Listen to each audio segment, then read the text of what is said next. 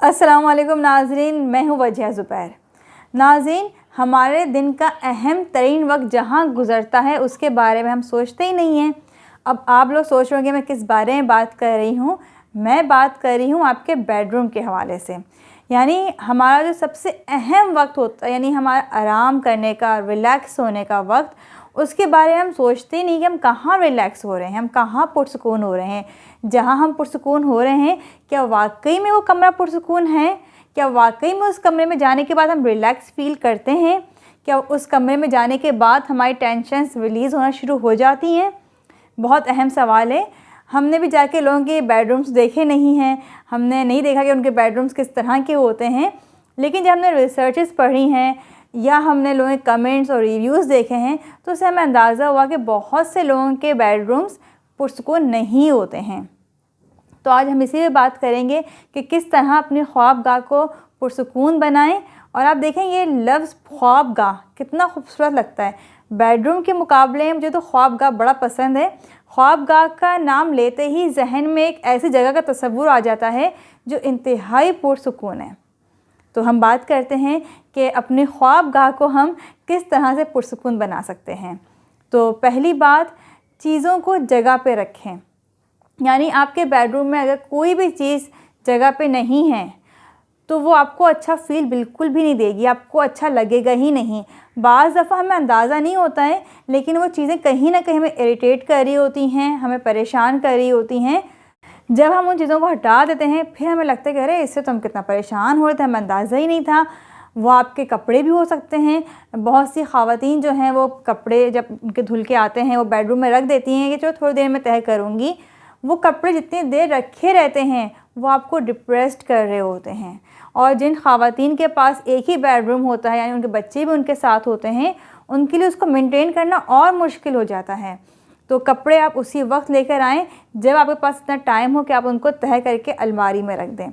दूसरा, हम क्या करते हैं कि हमने बहुत से घरों में देखा है कि कोई चेयर होती है या कोई हैंगर होता है जिस पे कपड़े बहुत सारे लटके हुए होते हैं, दरवाजे पे लोग तौलिया वगैरह लटका देते हैं। ये चीज़ें आपको रिलैक्स होने देंगी ही नहीं। हमने देखा है बहुत सी ख़वातीन जो हैं वो कपड़ों को इसलिए भी साइड में रख देती हैं कि ये कपड़े मैले नहीं हैं, अभी हमने उतारे हैं तो अब ये दोबारा पहने जाएंगे। तो देखें, इस चीज़ से निकलें कि कपड़े जो हैं वो ना वो साफ़ हैं कि उसको अलमारी में रखना है, ना वो मैले हैं कि उसको लॉन्ड्री में डालना है। कपड़े दो तरह के होते हैं, एक तो साफ़ होते हैं बिल्कुल जिसको आप अलमारी में रख दें, या वो गंदे होते हैं जिसको आपने लॉन्ड्री में डालना है। तो अगर आपने कपड़े एक दफ़ा पहने हैं और आपको लग रहा है दोबारा मुझे पहनने हैं, या बच्चों के कपड़े आपको लग रहा है कि नहीं दोबारा पहन सकते हैं बच्चे, तो थोड़ी देर हवा में रख के आप उसको वापस रैप करके अलमारी में रख दीजिए। लेकिन बेड पे फैले हुए या बेडरूम में यहाँ वहाँ रखे हुए नज़र ना आए। कपड़े बहुत बुरे लगते हैं बेडरूम में रखे हुए। दूसरा, हमारी जो अलमारियाँ होती हैं, कबर्ड्स, हम ख्याल नहीं करते हैं, हर चीज़ हम कबर्ड के ऊपर रखना शुरू कर देते हैं।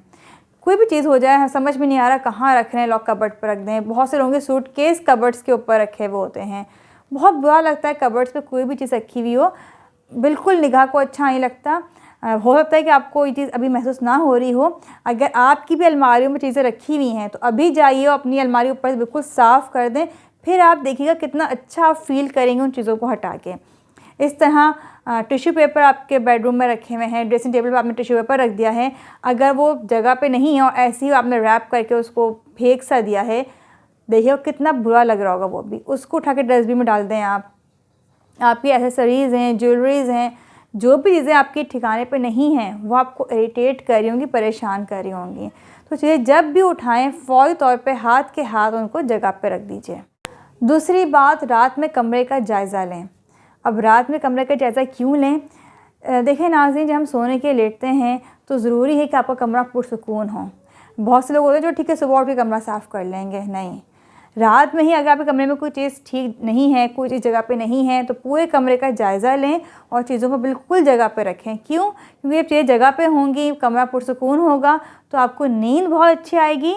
और सेकंड ये कि जब सुबह उठेंगे तो उठने के बाद सबसे पहले आपकी जो नज़र, आपकी जो निगाह है वो अपने कमरे में ही जाएगी, अपने कमरे को ही आप सबसे पहले देखेंगे। तो अगर आप फैला हुआ कमरा देखेंगे तो ज़ाहिर सी बात है फिर तो मूड भी आपको ख़राब हो जाएगा, अच्छा फ़ील नहीं करेंगे आप इतना फैला हुआ कमरा देख के। जब एक पुरसुकून कमरा देखेंगे आप तो बड़ा अच्छा फ़ील करेंगे आप। तो सोने से पहले चादर को अगर बिछी हुई भी है तब भी उसको एक दफ़ा झाड़ लें सही से, और बिल्कुल सही से उसको चादर को बिछा के फिर आप उस पर लेटें।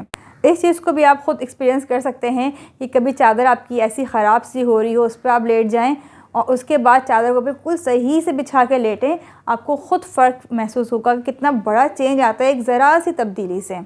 जैसे ख़ातून का मेरे पास फ़ोन आया, बड़ा डाउन फील कर रही थी, कह रही आप ही मेरा मूड बड़ा ख़राब हो रहा है, अजीब नेगेटिव सोचें आ रही हैं, कुछ करने का दिल भी नहीं चाह रहा, तबीयत बड़ी सुस्त हो रही है, मैं क्या करूँ। मैंने कहा बेडरूम साफ़ कर लिया? कहीं नहीं आप ही वो करने की भी हिम्मत नहीं हो रही। मैंने कहा सबसे पहले उठिए, जाइए, मुँह हाथ धोइए, कपड़े चेंज कीजिए और आके अपना बेडरूम फ़ौरन साफ़ करें। और जब तक बेडरूम साफ़ नहीं करेंगी आप मुझे कॉल नहीं कीजिएगा, मैं आपका बेडरूम देखूँगी वीडियो कॉल पे वरना। तो वो हंसने लगी, कह रही नहीं आप ही मैं करती हूँ ये काम।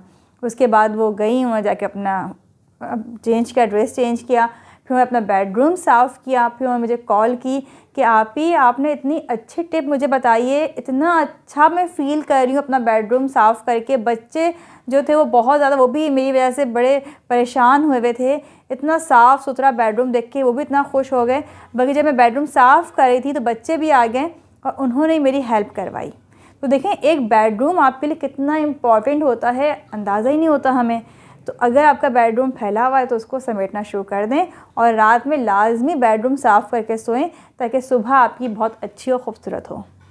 तीसरी बात, जब बेडरूम साफ़ हो जाए तो क्या करना है, खुशबू का इस्तेमाल करना है। कोई भी अच्छी खुशबू जो आपको पसंद है उसका हल्का सा स्प्रे कमरे में कर दें। बहुत तेज़ खुशबू भी अच्छी नहीं लगती है, बहुत बुरी लगती है तेज़ खुशबू। बिल्कुल हल्की सी खुशबू हो जो आपको अच्छा महसूस करवा रही हो, ऐसी खुशबू का लाजमी इस्तेमाल करें कमरे में।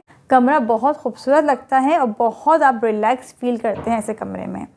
चौथी और आखिरी बात, कमरे में लाइट का मुनासिब इस्तेमाल हो, यानी बहुत तेज़ लाइट भी अच्छी नहीं लगती है रात में सोते वक्त, और ना ही बिल्कुल अंधेरा अच्छा लगता है। आप नाइट बल्ब लगा लें या कोई हल्की सी रोशनी ऐसी हो जिससे कमरे में हल्की फुल्की रोशनी आ रही हो, लेकिन अंधेरा भी ना हो कमरे में।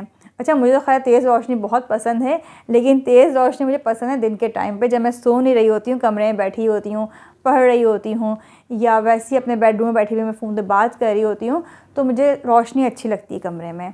या गेस्ट आए हुए होते हैं मेरे, अपनी फैमिली वाले या ससुराल वाले आए होते हैं, हम अपने बेडरूम में बैठे होते हैं, तो मुझे रोशनी हल्की बिल्कुल भी अच्छी नहीं लगती। तब मुझे तेज़ रोशनी पसंद है, लेकिन जब मैं सोने के लिए बेडरूम में जाती हूँ तो मैं अपने बेडरूम की लाइट्स को बिल्कुल हल्का रखती हूँ, क्योंकि वो आपको बड़ा अच्छा फ़ील करवाती हैं।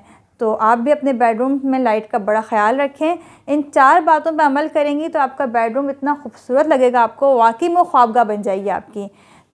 कमेंट्स में ज़रूर बताइएगा कि आपको ये बातें कैसी लगी और आपने क्या सीखा इनसे। बहुत बहुत शुक्रिया। अल्लाह हाफ़िज़।